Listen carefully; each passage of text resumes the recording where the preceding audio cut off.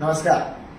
19 April म्हणजे अक्षय तृतीया आणि अक्षय तृतीयेच्या दिवशी खारघर मधल्या सेक्टर 8 मध्ये टाटा कॅन्सर हॉस्पिटल मुंबईसाठी मोठ्या प्रमाणावरती रक्तदान शिबिराचं आयोजन करण्यात आलेलं आहे. उन्हाळ्याचे दिवस आहेत आणि या उन्हाळ्याच्या दिवसामध्ये विद्यार्थी कॉलेजच्या बाहेर असतात आणि एकंदरीतच रक्तदाते हे रक्तदानाच्या मोहिमांमध्ये सहभागी होत नाहीत असं जाणवतं आणि यामुळं टाटा कॅन्सर हॉस्पिटल सारख्या ठिकाणी खूप मोठ्या प्रमाणावरती रक्ताचा तुटवडा जाणवतोय.